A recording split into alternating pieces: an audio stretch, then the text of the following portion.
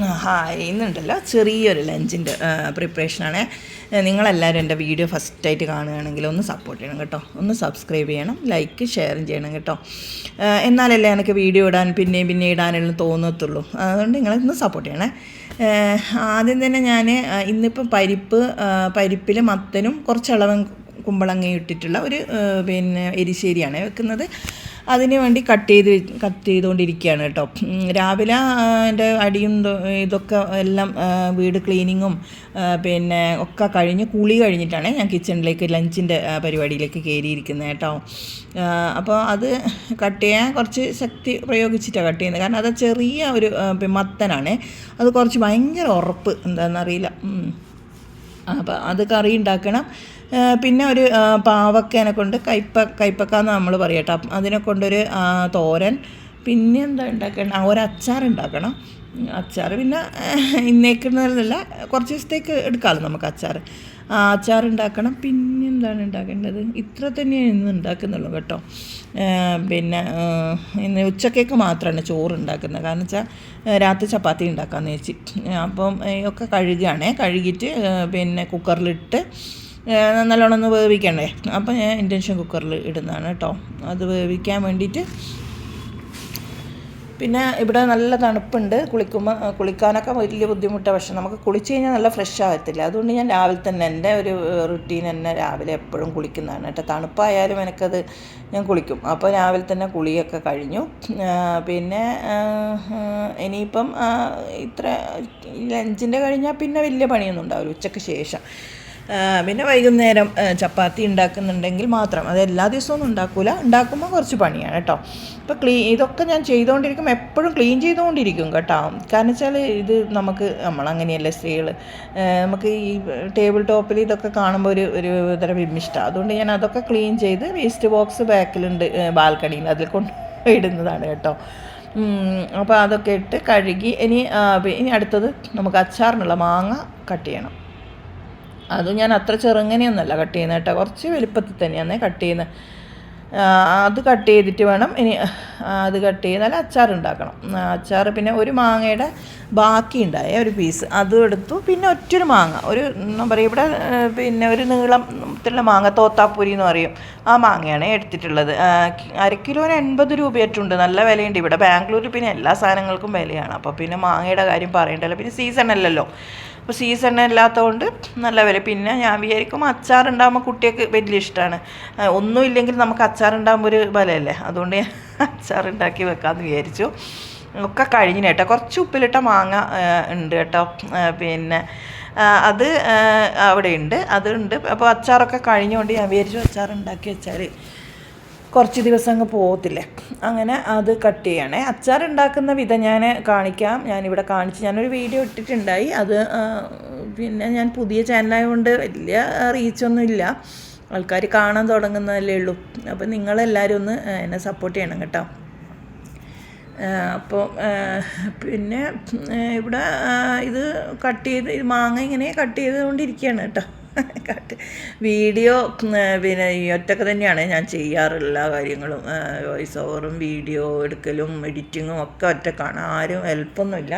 എല്ലാവരും അവരവരെ കാര്യങ്ങളുമായിട്ട് പോകുന്നതുകൊണ്ട് നമുക്ക് ആ സമയത്ത് മാത്രം ഉണ്ടാകുന്ന സമയത്താകുമ്പോൾ നമുക്ക് പിന്നെ കുറച്ച് അതൊക്കെ എനിക്കറിയില്ലായിരുന്നു. ഒക്കെ ഞാൻ യൂട്യൂബ് നോക്കി പഠിച്ചിട്ടൊക്കെയാണ് ചെയ്യുന്നത്. എന്തെങ്കിലും തെറ്റുണ്ടെങ്കിലൊക്കെ നിങ്ങൾ ക്ഷമിക്കണം കേട്ടോ. ഇനിയിപ്പം അച്ചാർ ഉണ്ടാക്കാൻ തുടങ്ങിയാലോ. നമുക്കൊരു പാൻ അടുപ്പത്ത് വെച്ചിട്ട് അതിൽ വെളിച്ചെണ്ണയാണ് എടുത്തിന്. കാരണം വെച്ചാൽ മറ്റേ നമ്മുടെ നല്ലെണ്ണ ഉണ്ടല്ലോ, അത് കഴിഞ്ഞു.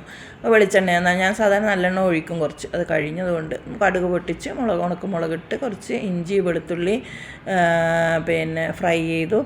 അതിന് ശേഷം പിന്നെ കുറച്ച് മഞ്ഞൾ, മുളക്, ഇതൊക്കെ ഒന്ന് ഇളം ചൂടിൽ ഞാനൊന്ന് ഇതാക്കി കളയാം കേട്ടോ. അതിൻ്റെ പച്ചമണം അങ്ങ് മാറുമല്ലോ.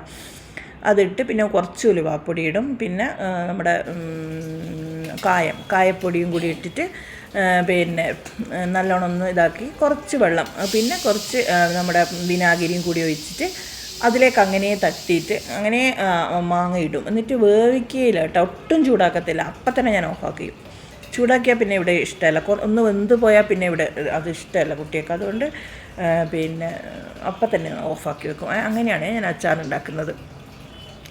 അപ്പോൾ അച്ചാറുണ്ടാക്കുന്നതിന് പിന്നെ പ്രത്യേകിച്ച് വലിയ പണിയൊന്നുമില്ല. അതൊന്ന് കട്ട് ചെയ്യണം, അത്രയേ ഉള്ളൂ പണി. പിന്നെ എല്ലാം കട്ട് ചെയ്യണം. ഇഞ്ചി വെളുത്തുള്ളി പിന്നെ അതൊക്കെ ഇട്ടിട്ടുണ്ട്. ഇഞ്ചി വെളുത്തുള്ളിയൊക്കെ ഒന്ന് ഫ്രൈ ചെയ്തിട്ടാണ് ഞാൻ മുളകും മഞ്ഞൾ പൊടിയൊക്കെ ഇടുന്നത് കേട്ടോ. മുളക് പൊടി ഞാൻ കാശ്മീരി മുളകും നമ്മുടെ സാധാരണ മുളകും കൂടി ഒന്നിച്ച് പൊടിച്ചതാണ് കേട്ടോ. അതുകൊണ്ട് എരിവും രുചിയും മണമൊക്കെ നല്ലോണം ഉണ്ടാവും. ഇനിയിപ്പോൾ പാവക്ക കട്ട് ചെയ്യണം. പാവക്ക ചെറുങ്ങനെ കട്ട് ചെയ്ത് അതിലുള്ളി, പച്ചമുളക്, 2-3 വെളുത്തുള്ളി, പിന്നെ കുറച്ച് തേങ്ങ, ഇതും കൂടി നല്ലോണം കൈകൊണ്ട് ഞെരടിയിട്ട് അങ്ങനെ കടുക് പൊട്ടിച്ചതിലിടുകയാണ് ചെയ്യുന്നത്. എന്നിട്ട് കുറച്ച് വെള്ളം ഒഴിച്ചിട്ട് ഒന്ന് സിമ്മിൽ വേവിക്കും. അതാണ് പരിപാടി. ഇത് പെട്ടെന്നാവും. തേങ്ങ കുറച്ച് നല്ലോണം ഇട്ടാൽ നല്ല രുചിയാണ് കേട്ടോ. ഇത് പിന്നെ അത്ര വലിയ പണിയൊന്നുമില്ല. ഇത് പെട്ടെന്നാവും. അതിന് ശേഷം പിന്നെ എന്താ ചെയ്യേണ്ടത്? അപ്പം വെന്ത് വെച്ച പരിപ്പുണ്ടല്ലോ, പരിപ്പും മത്തനും കൂടി വേവിച്ച് വെച്ചില്ലേ, അതിന് കറി ഉണ്ടാക്കണം. അടുത്ത പണി അതാണ്. അപ്പം പാവയ്ക്ക് ഇങ്ങനെ ചെറിയ കഷ്ണം, ചെറിയ പീസൊക്കെ ഞാൻ ആദ്യമൊക്കെ ഇങ്ങനെ വളരെ ചെറുതല്ലേ ചെയ്യാം. ഇന്നിപ്പം കുറച്ച് വലുപ്പമുണ്ട് കേട്ടോ. ചെറുത് ചെയ്താൽ ഏറ്റവും ബെസ്റ്റ്. അതിൽ ഉള്ളിയൊക്കെ ചെറുങ്ങനെ അരിഞ്ഞിട്ട് അങ്ങനെയാണ് ചെയ്യുക. പിന്നെ നല്ല ടേസ്റ്റാണ്.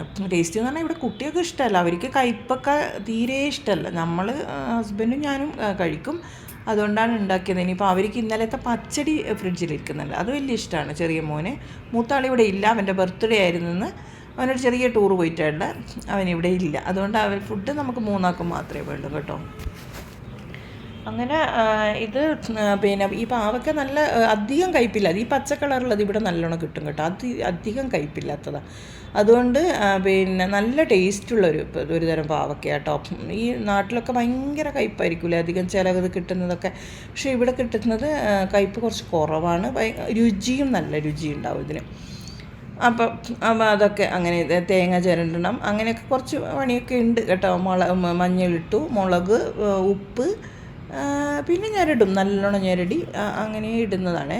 വലിയ പണിയൊന്നുമില്ല. പിന്നെ അവിടെയൊക്കെ അലങ്കോലായി കിടക്കുന്നുണ്ട് കേട്ടോ, അതൊന്നും നിങ്ങൾ ശ്രദ്ധിക്കണ്ട. അതൊക്കെ ക്ലീൻ ചെയ്തുകൊണ്ടിരിക്കും ഞാൻ. 4 ഉണ്ടാവും, ഒന്ന് കട്ട് ചെയ്തതും അതും ഇതൊക്കെ. അങ്ങനെ പിന്നെ ചീനച്ചട്ടി, നല്ലൊരു ഇരുമ്പിൻ്റെ ചീനച്ചട്ടിയാണ് ഞാൻ വെക്കും എപ്പോഴും. എനിക്കതാണ് ഏറ്റവും ഇഷ്ടം. ഇതിൽ വെച്ചാൽ വേറെ തന്നെ ഒരു ടേസ്റ്റാണ്. എന്ത് ഫ്രൈങ് പാൻ ഉണ്ടെന്ന് പറഞ്ഞാലും ഇതിൻ്റെ ടേസ്റ്റ് അതിനെന്തായാലും കിട്ടത്തില്ല. അപ്പോൾ അത് ഞാൻ അതിൽ നല്ലോണം ഞെരടും. അങ്ങനെ ചെയ്ത് കഴിഞ്ഞാൽ നല്ലോണം ഒന്ന് ചേരും എല്ലാം കൂടി. മുളക്, മഞ്ഞൾ, ഉപ്പ് എല്ലാം കൂടി ഒന്ന് ചേരുമല്ലോ. അതിൽ വെളുത്തുള്ളി ഇട്ടിട്ടുണ്ട്, ഉള്ളിയുണ്ട്, പച്ചമുളകുണ്ട്, തേങ്ങയുണ്ട്. അപ്പോൾ അതങ്ങ് കൊട്ടി അത് സിമ്മിൽ അങ്ങനെ വേവിക്കണം കേട്ടോ. ഇനി കണ്ടോ, അതിന് കുറച്ച് വെള്ളം ആ പാത്രത്തിൽ തന്നെ കുറച്ച് വെള്ളം എടുത്തിട്ട് അത് ഞാൻ അടച്ചങ്ങ് വെക്കും, സിമ്മിൽ അടച്ച് വെക്കും. അതങ്ങനെ വെന്തോളും. അതിനിടയ്ക്ക് നമുക്ക് കറിയുടെ പണിയെടുക്കണം. ഇനി അപ്പോൾ തുടച്ചുകൊണ്ടിരിക്കുന്നുണ്ട് കേട്ടോ. അപ്പോൾ കുക്കർ ഒക്കെ കഴിഞ്ഞു. അത് അതിൻ്റെ വിസിലൊക്കെ പോയി, അത് എടുത്തു ഞാൻ നോക്കി. അപ്പോൾ നല്ലോണം വെന്തിട്ടുണ്ട് കേട്ടോ. അതിൽ തേങ്ങയും ജീരകവും മുളകും മഞ്ഞളും കൂടി അരച്ചിട്ട് അത് ചേർക്കും ഞാൻ. അതാണ് ചേർക്കുക. പച്ചമുളകൊന്നും ഞാൻ ഇടത്തില്ല കേട്ടോ. തക്കാളി, പച്ചമുളക്, ഇത് പരിപാടിയൊന്നുമില്ല. അത് ഇട്ടിട്ടാണ് ഞാൻ കറി ഉണ്ടാക്കുന്നത് കേട്ടോ. ഇടയ്ക്കിടയ്ക്ക് തുടക്കലാണ് എൻ്റെ പ്രധാന വിനോദം. തുടച്ചാലേ നമുക്ക് ഇല്ലെങ്കിലൊരു ബുദ്ധിമുട്ടാണ്. മിക്സീൻ്റെ ചെറിയ ജാറിൽ കുറച്ചല്ലേ വേണ്ടും, അതുകൊണ്ട് മിക്സീൻ്റെ ചെറിയ ജാറിൽ ഇതൊക്കെ അരച്ചെടുക്കണം കേട്ടോ. അരച്ചെടുത്തിട്ട് വേണം അതിൽ ചേർത്ത് നല്ലോണം ചേർത്തിട്ട് പിന്നെ നല്ലൊരു വറുത്തിടുക.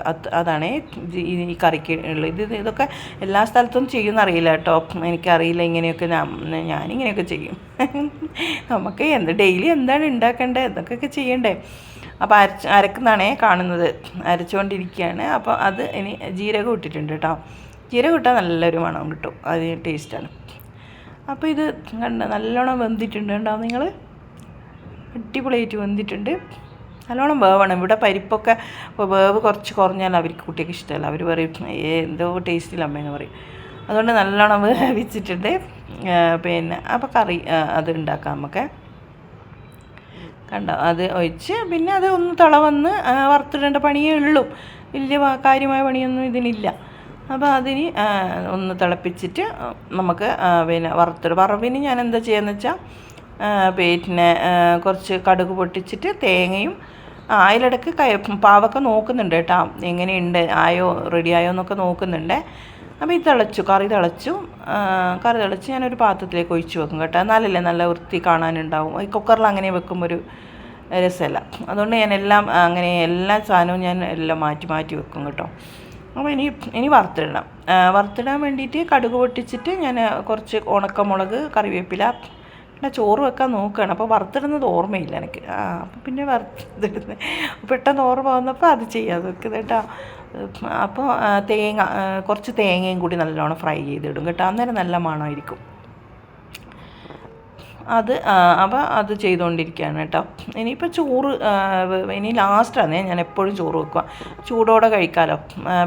പിന്നെ ഈ ആൾ സുഖമില്ലാണ്ട് ടൈഫോയിഡായിട്ട് ഇപ്പം ഡിസ്ചാർജ് ചെയ്തിട്ടേ ഉള്ളൂ. അപ്പോൾ നല്ല ഭക്ഷണം കുറച്ച് ചൂടോടെ തന്നെ കഴിക്കാൻ ഡോക്ടർ പറഞ്ഞിട്ടുണ്ട്. അതുകൊണ്ട് ഞാൻ ചോറ് ലാസ്റ്റാണ് വെക്കുന്നത്. അങ്ങനെ ചോറിന് പിന്നെ കുറച്ച് അരിയിട്ട് ചോറ് അത്രയേ വേണ്ടു. ചോറ് 3 ആളല്ലേ ഉള്ളൂ, ഉച്ചക്കേക്ക് മാത്രമായതുകൊണ്ട് ചോറ് നമ്മൾ ബോയിൽ തന്നെയാണ്, ബോയിൽ റൈസ് തന്നെയാണ് യൂസ് ചെയ്യുക. പിന്നെ അതാണ് ഇഷ്ടം എല്ലാവർക്കും. കുട്ടികൾ ചില സമയത്ത് മറ്റേ ചെറിയ അരി ഉണ്ടാക്കാൻ പറയും കേട്ടോ. അതിന് ഹിന്ദിക്കാരുടെ ദാലുണ്ട്, അതും അവർക്ക് വലിയ ഇഷ്ടമാണ്. അതും കൂട്ടി ആ കറിക്ക് ആ ചോറ് തന്നെ വേണം. അപ്പോൾ ഈ ചോറ് പറ്റത്തില്ല. അപ്പം ഇനി ചോറ് പിന്നെ ഇന്നത്തെ പണി ഇതൊക്കെയാണ് കേട്ടോ. ഇന്ന് ലഞ്ച് ഇതൊക്കെയാണ്. മീൻ വാങ്ങണം പോകണം എന്നൊക്കെ വിചാരിച്ചു. പിന്നെ ഇവിടെ കുട്ടികളില്ല. അപ്പോൾ പിന്നെ വിചാരിച്ചു മതി, പോണ്ട, വിട്ടേക്കാം മീൻ. പിന്നെ ഇന്നലെ തെരണ്ടി മീൻ വറുത്തതുണ്ട്, ഒരു 2-3 പീസ്, അത് മതി വെച്ച്. പിന്നെ ഹസ്ബൻഡിന് അതൊന്നും കഴിക്കാൻ പാടില്ല, കാരണം നോൺ വെജ്, ടൈഫോയിഡ് അല്ല, നോൺ വെജ് കഴിക്കാൻ പാടില്ല. വെറും പച്ചക്കറി നല്ലോണം കഴിക്കാനാണ് ഡോക്ടർ പറഞ്ഞിരിക്കുന്നത്. അതുകൊണ്ട് ഞാൻ അരി ഇടുന്നുണ്ട്, അരി കഴുകി. ഇനി അടുത്ത വീഡിയോ കാണുന്നവരേക്കും ബായ്.